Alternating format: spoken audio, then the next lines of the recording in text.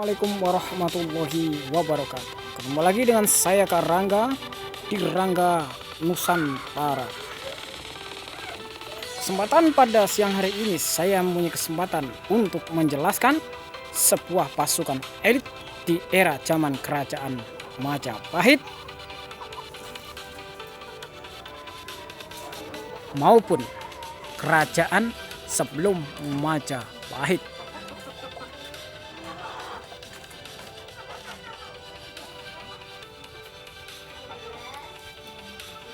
Apabila Anda menyebut sebuah pasukan kerajaan elit yaitu pasukan Bayangkara, tentunya Anda bukan hal yang mengherankan lagi. Namun kebanyakan para umumnya kita hanya mengetahui adalah pasukan Bayangkari adalah pasukan kerajaan Majapahit.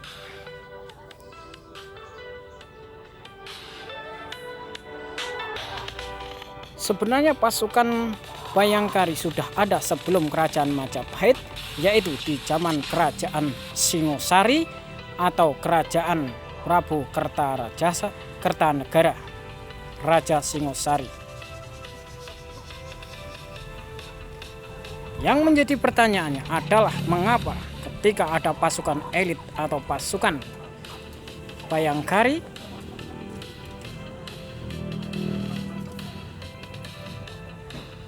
Singasari bisa dikalahkan dengan kerajaan Kediri, yaitu waktu itu rajanya Prabu Jayakatwang.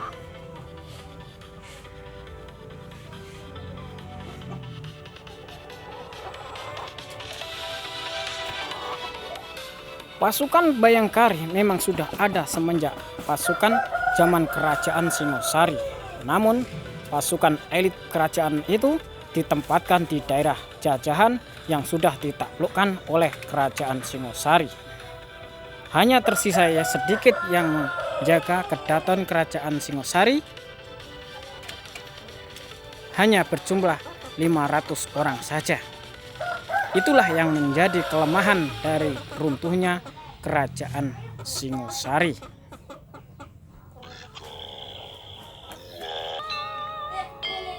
Pasukan Bayangkari adalah pasukan terpilih di antara pasukan-pasukan yang lain karena pasukan ini adalah pasukan pribadi pengamanan keluarga kerajaan Majapahit yang bertugas mengamankan keluarga raja.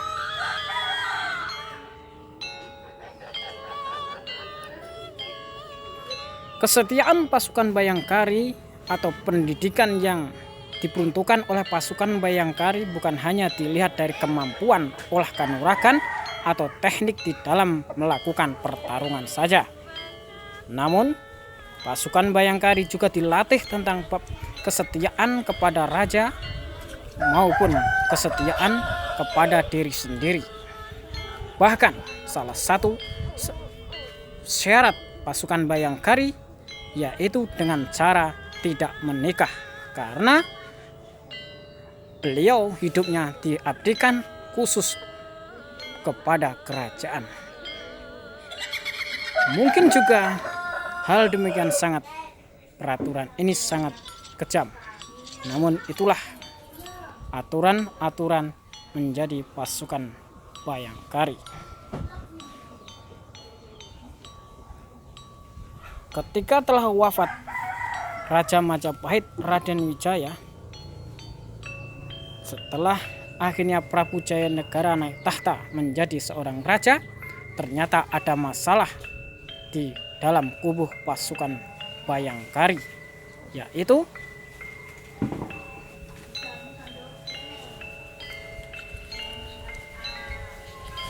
ada pasukan di dalam suatu pasukan, yaitu adalah pasukan Dharmaputra yang didirikan oleh Ramapati atau Dyah Halayuda, atau orang-orang menyebutnya Sang Ramapati.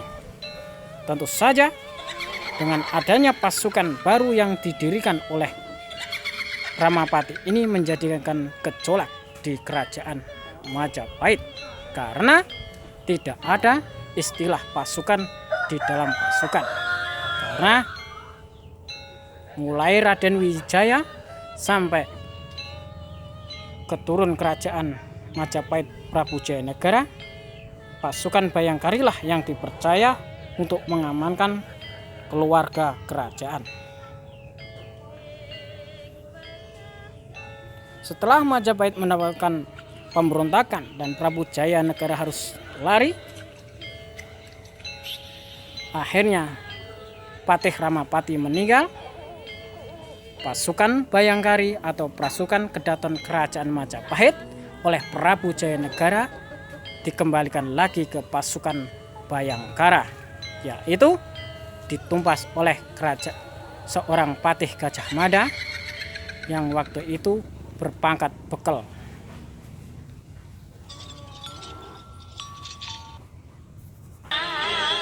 Akhirnya pasukan Bayangkari dikembalikan lagi di Kerajaan Majapahit sebagai pemimpin dari pengamanan keluarga Kerajaan Majapahit.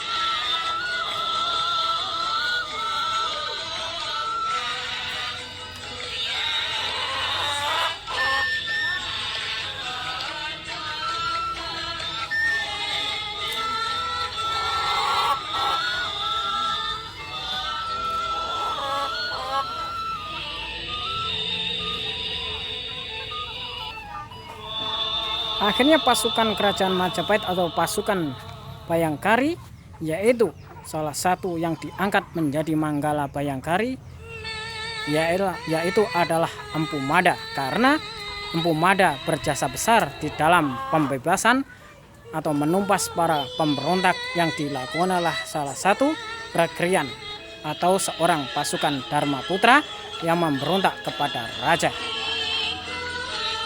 Gajah Mada akhirnya berhasil menumpas. Karena jasa-jasanya itu, Gajah Mada dinobatkan sebagai kepala Bayangkari Kerajaan Majapahit. Kemudian adik dari Prabu Jayanegara, Tribhuwana Wijaya Tunggadewi dan Sri Riyad Tunggadewi, beliau ditugaskan lagi sebagai Betara di Wengker dan Kahuripan. Dari mulai itulah pasukan Bayangkari diaktifkan kembali sebagai pasukan pengamanan keluarga kerajaan.